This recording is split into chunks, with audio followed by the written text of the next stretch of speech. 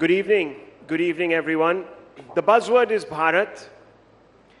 Bharat, that is India. The Prime Minister has already outlined the ideological governance and cultural contours of the transition to Bharatiyata. So let's decode Bharatiya and Bharatiyata with these two fine gentlemen on the stage with me.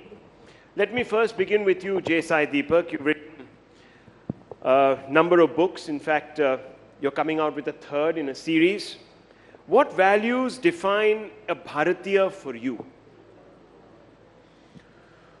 So, one, I think the question that is usually asked is whether this is a religious construct or a civilizational construct or a cultural construct. I think if you go by the words of Sri Sarvapalli, Radhakrishnan and Swami Vivekananda, it's impossible to take religion out of Bharatiya life. And I think a lot of people have tried but have failed to remove religion from even politics for that matter. Whether that's for the good or the bad, that I think posterity will decide. But it's a statement of fact, it exists. So I believe that religion and culture go hand in hand in informing the civilizational identity of this land, which is Bharat. But the problem is, if you were to treat this as a construct which is meant to exclude certain populations from the tapestry of Bharat's identity, well, that's not the purpose of it. When you try and reclaim your identity, you're merely saying, this is who I am, and I'm happy to accommodate everybody else who does not have an antithetical relationship with this identity. So as far as I'm concerned, both Hindu Dharma along with civilizational aspects which are part of, let's say, Hindu cultural mainstream define what is Bharatiyata. During the course of the drafting of the constitution, one of the questions that was asked is that when public morality is sought to be defined and its contours are sought to be understood in the context of Bharat, what is the repository or the reservoir from which we draw those values? To which several members of the Constituent Assembly took the categorical position that Dharma is the public morality of Bharat. So if you were to ask me what is the defining trait which defines Bharatiyata, then you start and end with Dharma.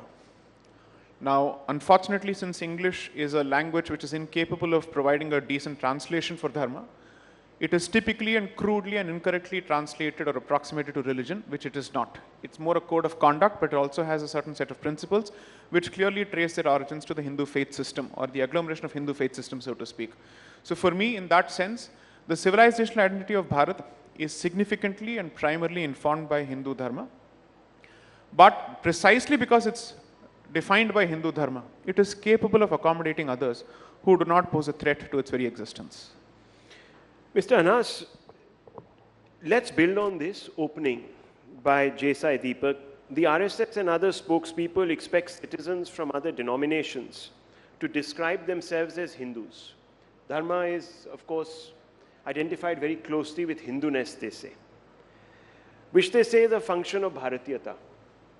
Now, how does one apply it in the context of a multi-religious society such as ours? See, my understanding of Bharatiyata, or Dharma even for that matter, has always been what I was taught as a kid in the school, अनेकता में एकता. हम वो देश थे, हम बहुत गर्व था हमें इस बात पे कि हम अलग अलग पहचान के हैं, अलग अलग धर्म के हैं, अलग अलग जाति के हैं, अलग दिखते हैं, अलग ज़बान के हैं, लेकिन हम एक थे, एक झंडा था हमारा, एक देश था हमारा, उसको हम सलाम कर रहे थे और मेरे लिए बस वही था एक धर्म का मामला.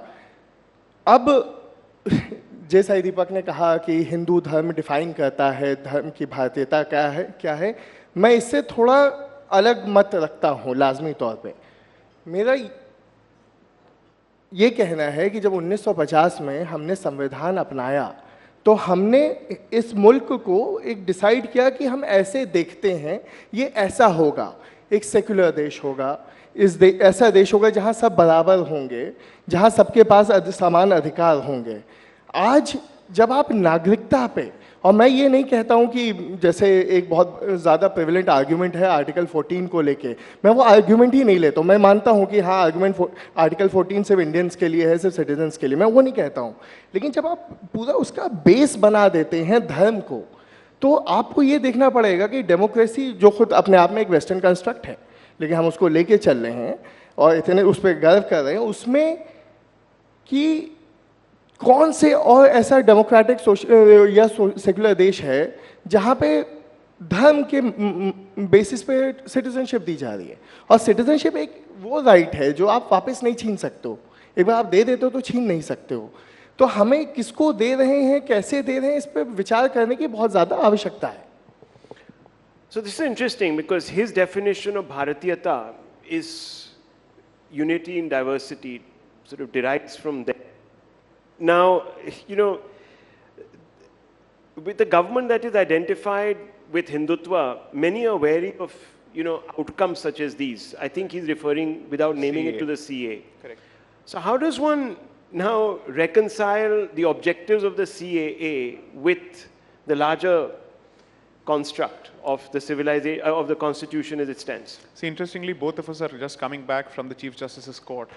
That's why both of us are trying to, let's say, channel those arguments. So you didn't finish your arguments no, there? It's you want to listed for continue April them 9th, here? in fact. So we are on the opposite sides in that matter. So I don't see why this has got to do with CA. But in any case, I'll try and address this. Just so that I answer your question to him in a slightly different fashion, I disagree with the RSS's definition of Hinduism and Hindutva completely. At least on their attempts to say that everybody who is born in this country is a Hindu. I don't think that needs to be said. I don't think someone who is a Muslim or a Christian needs to be expected to embrace the definition of Hindu in that sense, because there are two problems with that approach. One, it dilutes the definition of Hindu Dharma for the followers of Dharma themselves. And second, it foists that concept on those who are not followers of the Dharma in that sense. You don't need to do that. According to me, good fences make good neighbors, period. You don't need to actually start this interfaith dialogue and look for equality and, let's say, similarity in everything. That is not even necessary. The point is very simple. When you speak of unity in diversity, Bharat traces that very value precisely from Hindu Dharma, because Hindu Dharma is ultimately an agglomeration of multiple faith systems within itself. Several denominations subscribe to those points of view which may not actually find a point of convergence in that particular sense. The Vaishnavite might ultimately see Vishnu as the supreme being. The Shaivite may ultimately see Shiva as the supreme being. The Shakta might see Shakti as the supreme being or Devi as the supreme being. For each of them, you can think of them as monotheism in silos, but it's a polytheistic pantheon in that particular sense. So unity in diversity, as far as Bharat is concerned, cannot have learnt it from anybody else except Hindu Dharma, at least in the history of the subcontinent, so to speak. So on that, I don't think there is a difference of view between Mr. Tanveer and me. There is a clear difference of view in the attempts on the part of, let's say, certain sections of certain cultural organizations to dilute the definition. Now, should we go to the argument of the CAA? I will just limit it to this because ultimately this matter has to be contested before the court of law, the Chief Justice's court on April 9th, which is the next date. The point is, I don't think that piece of legislation is meant to threaten anybody who lives here as a legitimate citizen of the country, regardless of their faith. Two, I don't think the definition of CAA or the way it is being included as a humanitarian intervention as part of the Citizenship Act has anything to do with the topic here. So let me stick to the topic here. The point is, Bharatiyata ultimately means that your points of loyalty, your points of allegiance are not extraterritorial, and that you choose loyalty to Bharat more than anything else. Now that is easy as far as adherents of Hindu Dharma is concerned, simply because their sacred spaces are here. But if you happen to follow a certain faith system, I'm not saying that it is impossible for a non-Hindu to be loyal to Bharat. I don't think that statement can be made at all, in light of the kind of examples that we have had, right from Sri Arif Muhammad Khan of today to Abdul Kalam of the past. So I don't think those examples are valid. Those who are able to reconcile their faith, which have emanated from other parts of the world, and their loyalty to Bharat, according to me, are fully capable of subscribing to the concept of Bharatiyata. I am not going to use religion as the sole and the primary filter to exclude people from the pale of Bharatiyata. I'm saying those who are able to strike that balance will obviously fall within the definition. Those who think that their personal identity from a religious point of view is at loggerheads with Bharatiyata would have made the decision anyways. I'm just hoping that since we are told that there is an Indian brand of certain foreign systems or foreign faith systems, there truly exists such Indian brands which is different from the brands that is followed in our immediate neighborhood. That's all I can say. But this concept of, let's say, let's flip the word, diversity in unity, how does the CA take that forward? I know that you wanted to sort of disconnect the conversation from Bharatiyata, but this government claims that it is actually the one that speaks for the essence of Bharatiyata. Right. And it talks about a Hinduness, right, which it traces to right, a dharmic past. But if that CA is going to be, or the Dharma is going to sort of, at some level or the other, bring out an exposition like the CA, then we have a problem. So, see, let's have this conversation on the anvils of specifics. Is there any amendment to the existing Citizenship Act which precludes the possibility of non-Hindu applicants to knock at the doors of Bharat for citizenship or asylum? The answer is a no. The CAA is a limited inclusive intervention for the purposes of addressing the unfortunate realities of our immediate neighborhood, where 3 Islamic republics have a specific problem with other identities. That's the unfortunate reality. And we are operating under the premise that Indian Islam is different from the brands of Islam being subscribed to by our neighbors. Okay? Therefore, those people who are getting the rough end of the stick, thanks to their minority position in those countries, are being given a certain expedited option. Because the first point of attack when it comes to these countries happens to be those people who do not share the faith of the majority in those countries. Therefore, since they are the first points of attack, they are the softest targets possible, a limited intervention is being made. The myth that is being purveyed is that CAA translates to automatic vestation of citizenship. It doesn't, because they still have to satisfy the rules that have been notified. Second, all it does is that it limits a certain cutoff period from 11 years to 6 years. 2, my own criticism of the CAA, despite me supporting it in principle, is the cutoff date that has been prescribed, which ultimately translates to defeating the very humanitarian intention which is supposed to be the basis for the CAA. What is the point of limiting it to a particular date?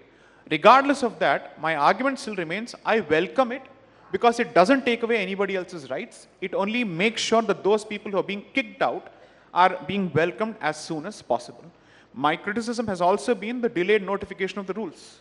So because I am not the mouthpiece for any cultural or political outfit, I am at some liberty to criticize the proponents of the CAA themselves for the delay that they have caused after taking 8 different extensions from the parliament in the notification of the rules themselves. So according to me, it's important to dehyphenate these positions from any political organization or a cultural organization, because dare I say this, a lot of us are practicing Hindus not because of a political party or because of a cultural organization, but because we have always been practicing Hindus. Their existence or absence wouldn't have made a difference to our practice in any case. So Anas, then what's the problem? He's saying that, look, it's only fast tracking, it's not denying. You can still come in if you're Muslims, if you're persecuted in various countries, in any country, you can still come here and seek refuge. See, to that extent, he's right. I'm also not denying that. It's not even fast tracking, let me tell you. The purpose stands defeated as of now. Because to take the advantage of CAA, the cutoff is December 2014, and you have to be in India 5 years prior, that is 2009. Now that would have fast tracked to 6 years instead of 12 years. We are in 2024, 10 years since 2014. It's already redundant. It doesn't help anyone. CA neither helps anyone. It actually does create problem for those who are left out of NRC in Assam. Only particularly to Assam, it does create problem for them, and I will expound on that. But about the rest of the other things that Dharma and saying ki, you know, I don't know if you guys remember, there was this series called Panchayat. A very famous dialogue from that कि देख रहा है विनोद अंग्रेजी में बोल बोल के कैसा बात घुमा रहे हैं. तो ये वही वाली बात है कि अंग्रेजी में बोल बोल के कहने का तात्पर्य क्या था. जे साई दीपक मेरे भाई ने क्या कहा कि हिंदू आएंगे तो उनका भारतीय होना ज़्यादा आसान है. आप रोज़ खबर पढ़ रहे हैं राजस्थान से लेके लखनऊ से लेके हर जगह से हिंदूज़ हैं जिनको हमारी एजेंसीज अरेस्ट कर रही हैं आईएसआई का साथ देने को। तो एक किसी भी रिलीजन को, किसी भी रिलीजियस डिनोमिनेशन के लोगों को आप एक ब्लैंकेट वो थोड़ी दे सकते हो कि तुम आए हो, तुम हिंदू हो तो तुम अच्छे भारतीय हो गए। ये कोई, इसकी कोई यानी कोई सेंस ही नहीं बनता है इस बात का। ठीक है, ओथ ऑफ एलिजियंस तो सभी को लेनी है, लेकिन इस बात का कोई सेंस नहीं बनता, यानी इससे बेतुकी बात तो मैंने सुनी नहीं। Reasonable classifications have been Reasonable used classification by many countries. Let's talk about Hindu. What about the Tamil Hindus from Sri Lanka? What about the Buddhists from China and other places? For that, I mean, we have a. So आपने उनको क्यों छोड़ दिया? अगर आपको लेना ही था, and I understand कि आपकी अलग पॉलिसीज वही है तमिल्स के लिए, आपने उनको वो दिया, लेकिन सिटीजनशिप तो नहीं दिया आपने। आपने उनको रेफ्यूजी उसका दिया, सिटीजनशिप नहीं दी। तो आपने तो हिंदू के साथ भी पूरा कोई अच्छा तो नहीं किया है, आपने उनको भी छोड़ दिया है। दूसरी चीज़, मैंने कहा मेरे सीए से कोई क्वारल नहीं है, it doesn't affect me at all, मेरी सिटीजनशिप सेफ एंड सिक्योर है। लेकिन असम में 19.4 लाख लोगों की सिटीजनशिप चली गई है, वो भी नेचुरलाइजेशन के लिए अप्लाई कर सकते हैं उसमें से। लेकिन अगर अब सीए के तहत अगर उनको करना पड़े, मैं ये नहीं कह रहा उनको सिर्फ इसी के तहत करना है, लेकिन अगर करना पड़े तो 2 लाख जिसे असम में ज्योतिवादी कहते हैं, जो हमेशा अपने को असमीज कहते रहे हैं, कि अपने को इंडिजीनियस कहते हैं, वो भी तो बाहर हैं। क्या वो खुद को पहले बांग्लादेशी प्रूफ करेंगे हिंदुस्तानी कहलाने के लिए? इससे बड़ी absurd कोई चीज हो सकती है कि हिंदुस्तानी को हिंदुस्तान की सिटीजनशिप के लिए, नेचुरलाइजेशन के लिए खुद को पहले बांग्लादेशी प्रूव करना पड़ेगा। Okay. I'll try and make sense of the garbled argument presented here and see if I can unpack a few layers from Garbled that argument. Yes. Okay. So first, see, here's the point. Yeah. Ever since the end of the LTTE, situation has normalized to such an extent that Tamil Sri Lankans are not being forced to flee that country. That is a fact. The fact of the matter is, if Bharat had an equation or at least the ability to pressurize Pakistan, Bangladesh and Afghanistan to the extent that they could treat their Hindu minorities with some degree of dignity, then the CAA would actually be irrelevant and unnecessary. Because ultimately, it's a question of what is your relationship with those countries, what is the treatment of those populations by their native governments. Today, nobody can accuse the Sri Lankan government of meting out the same treatment to Tamil Sri Lankans the way Hindus of Pakistan are being given treatment by Pakistan, Bangladesh or Afghanistan, so to speak, in those countries. So if you can ensure that they can stay in their own countries without creating any further trouble for themselves or for us, we would want them to stay there. So therefore, the entire argument is this, that Bharat must effectively apply an open Dharamshala policy in the name of the CAA, and the CAA is unconstitutional precisely because it doesn't open its doors to every persecuted community under the sun. Frankly speaking, this makes a mockery of the concept of sovereignty and our own borders and our own sovereign interest and security interest. I have no reason to trust a Muslim from Pakistan, Afghanistan or Bangladesh, period. Because ultimately a choice was made, and therefore I will certainly view them with a certain degree of suspicion, a heightened degree of suspicion compared to people coming from the Hindu community in those states. That's a fact. But the Hindus in Pakistan stayed back in Pakistan. Here's the funny part. The Hindus in Pakistan stayed back in Pakistan. Their entire argument is, the Hindus of Pakistan stayed back. Why? Here's the point. When Pakistan was created, the question was, how do we divide land for this area called Pakistan? So the existing population of Muslims in this country in undivided Bharat was taken into account based on the 1946 elections, and then the area was divided. Despite 90% of the population of Muslim community before 1946 voting for the state of Pakistan, the bulk of them stayed back. That's wrong. That's a fact. It's a fact. It's a documented fact. You don't get to actually deny these facts. It is out of context. So today we are being told, it loses in we are nuances. being told everybody who stayed back for purposes of patriotism. Sorry, 1946 elections proved whose allegiance were where. Secondly, here's the important thing. The Hindus of So you're talking about the 1946 Yes, I'm elections saying, why and did the Hindus stay results back there? in the Muslim provinces where a large number of Muslims voted for Ultimately, it's like this. Muslim Assume for a moment, you have a 6-bedroom house. Yes. Out of that, one portion of the family says, we are X number of people, we need 50% of the house. Ultimately, only 2 people shift to that portion of the house which is being given for 50% of the family. The rest of them stay back. Now, because we are constantly told that Dr. Ambedkar is the framer of the Constitution, and we are expected to constantly kowtow to him, Why would Dr. Ambedkar speak of a complete exchange of populations after 1946 and after the elections if he wasn't aware of the ground reality when he was actually part of the drafting committee of the Constitution? So why is it that Ambedkar is selectively quoted and cited in other contexts? Why don't we quote him in this context? What did he say in his book, Pakistan or the Partition of Bharat? What did he say with respect to the reasons for population change? Why did he actually bat so vociferously for population exchange more than even Madan Mohan Malviya for that matter? Madan Mohan Malviya is the founder of the Banaras Hindu University in 1916. These are all people who were participants in the Sangathan movement. The one who openly wrote a book asking for exchange of the Muslim population of Bharat with the Hindu population of undivided Pakistan, so to speak, was Dr. Ambedkar. What is the response to that? So if you have a problem with this argument, go ahead, call Dr. Ambedkar an Islamophobe. We'll see what happens after that.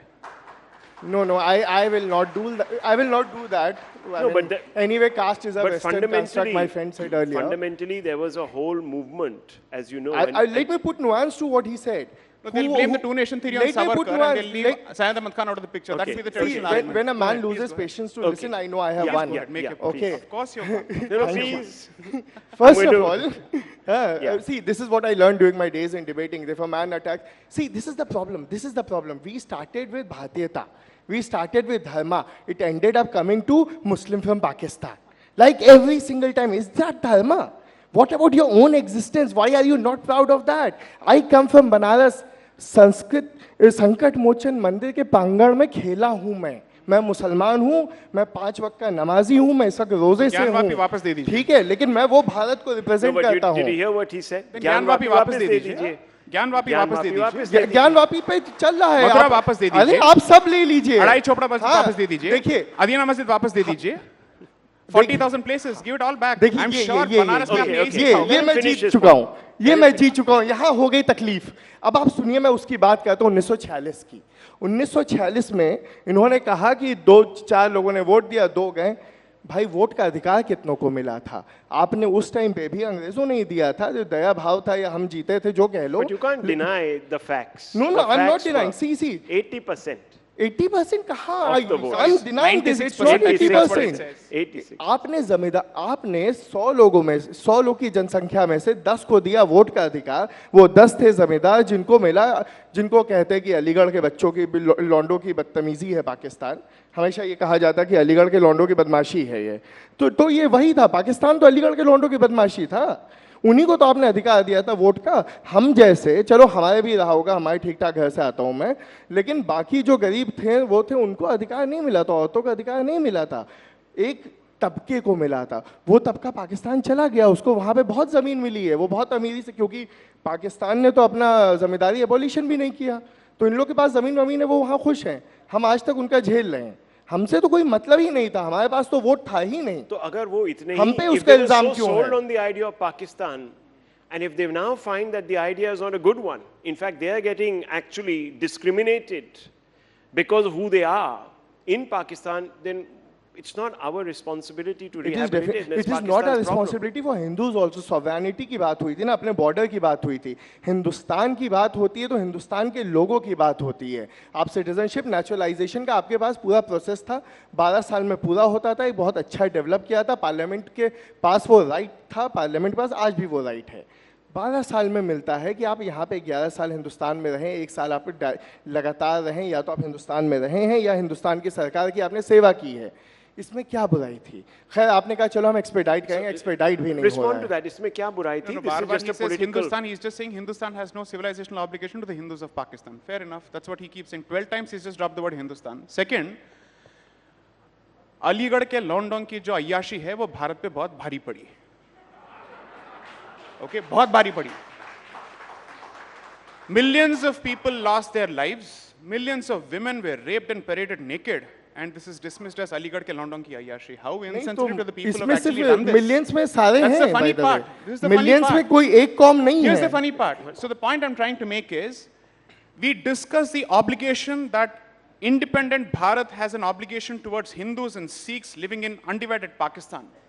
This discussion happens from 45, 46, 47 because the conversation has already started. After the Lahore resolution and Karachi resolution, it's absolutely clear that Pakistan has become a reality. So then on, the questions start getting addressed.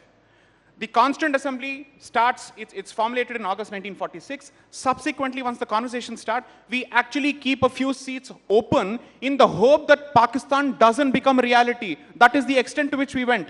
When we realized this is not going to happen, we switched the conversation to ask the question, what do we do to those people who are being held hostage? Because the history of this period will show that Pakistan decided to use the non-Muslim population of that particular area as a hostage population to negotiate with Bharat. The entire basis for the Nehru-Liaquat Pact ultimately was this. Let's assume for a moment that we don't owe an obligation to the Hindus of Pakistan and Pakistan doesn't have a duty with respect to Muslims of India.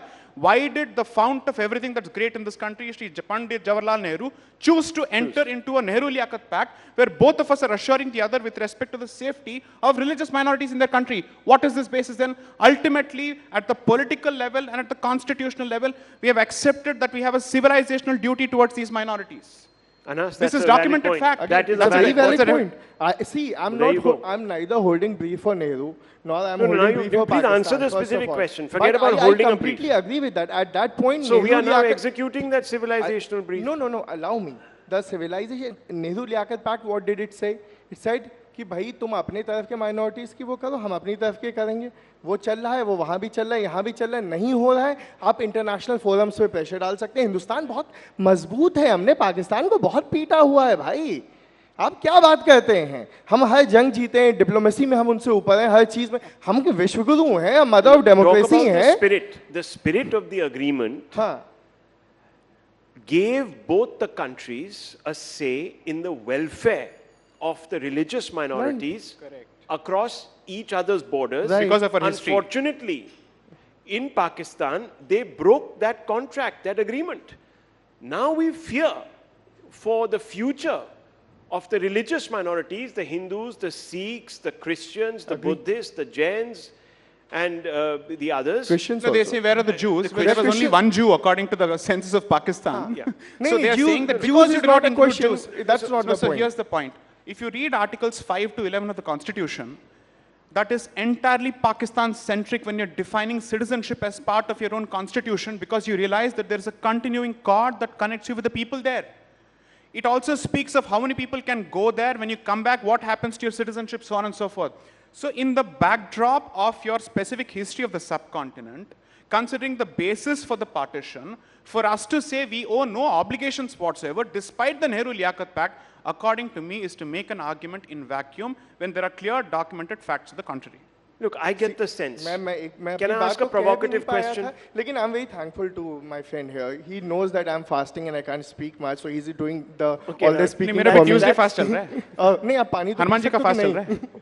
हाँ तो but I'm being thankful to you. Why are you getting agitated? I'm just being thankful to you. Don't get so angry. You need not be so angry. हम लोग बहुत गुस्से वाले हो गए. क्या हो गया है? शांत रहो यार. अच्छा है सब. These ठीक are है. responses to my arguments. Please continue. हाँ अब मैं आता हूँ उस बात पे. मैंने कहा मेरा सीए से कोई क्वारल नहीं, मैंने शुरू में ही कहा था. मैं फिर से वापस आ रहा हूँ. मेरा क्वारल क्यों होगा? थोड़ा सा है, वो है अनकॉन्स्टिट्यूशनैलिटी पे. मैं संविधान को मानता हूँ. मैं संविधान के अगर कोई चीज़ अनुरूप नहीं है, कोई कानून, तो वो गलत है. Okay, so बाकी सब one कुछ very अलग quick है. question that many people bring up, Article 14, ultra-virus. No, and I'm on Article 15. I'm not on Article Article 14. 15. Okay. A quick response. It's just ultra-virus of the Constitution. Can I No, it's explain fantastic. I that? think Then it's he a can great rebut point. that. Okay, Okay. my argument. Let me Please place go my ahead. argument. Okay. Section 31C of Citizenship Act, which came by the 2003 amendment, for the first time said that a child born in India will be an Indian citizen That's if true. either of the parent are Indian citizen and the other is not an illegal immigrant. I'll wrap it up. Okay, is not an illegal immigrant. Now place this like this: I am a Muslim born after 2003. I'm an Indian citizen. My mother is not. Sure. My mother is an illegal immigrant. Similarly placed, there is a Hindu kid on the same footing. He can take advantage of the CA. I cannot. Article 15 says there cannot be a discrimination on the basis of race, religion, caste, I'll answer gender, the so on question. and so forth. I'll answer the 1 question. minute, 1 minute, 20 seconds. The problem with this argument is that a Pakistani Hindu refugee who has come through a legitimate refugee channel is being equated with a Bangladeshi Muslim immigrant who has come through the illegal channel as part of this particular definition. Talking about born in India. When Pakistani Hindu I'm refugees... talking about Indians. I'm not exactly even talking about Pakistanis. A Pakistani Hindu refugee and an Indian parent, so to speak, when they combine, it's a marriage between an Indian citizen and a refugee within Bharat, which is recognized by Indian law. But when an illegal migrant wants to marry a citizen, that is not the same as a refugee marrying a citizen. That's point number one. Two, since we are constantly being told equal treatment, we should be concerned about the people here, we should always think about only the people here. What is my friend's position on the Uniform Civil Code? See, this obsession, I'll No, come it's not to an this. obsession. No, It's a no, no, legitimate See, question. jumping, Gyanvapi दे दो, ये कर It दो, is a matter of the constitutional. It's a matter of तुमने principle and constitutional संविधान के पे, I raised in a the- question on point of law, you did Mr. not Anas, respond. Mr. Anas, let's not इधर change उधर the की बात कर रहे हो. goalpost. He's asked you a valid question. We've got 20 seconds. I'm asking you. The Constitution itself says we should give ourselves a uniform civil code. The Supreme Court itself... It is part of DPSP. Yes, it yes, is not yes, part sir. of fundamental right. First, not let me enforceable. realize my fundamental rights. That is the Sir, priority. it is an objective of the Constitution of No, India. no, fundamental as rights are part the of- priority. First, give me Sir, that. it is a directive principle.